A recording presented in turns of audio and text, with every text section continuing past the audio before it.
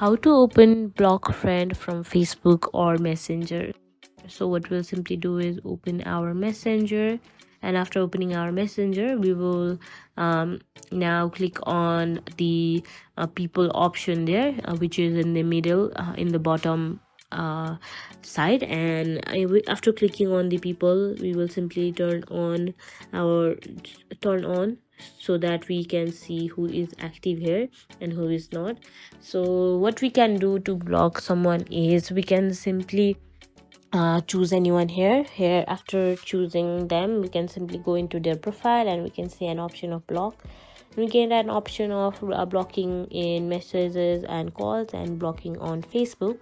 So here I'm first blocking in Messenger, so the person is blocked, and I'm blocking the person in Facebook itself. So after blocking them, how we can unblock is we can visit in your profile again and we can get an option to unblock them.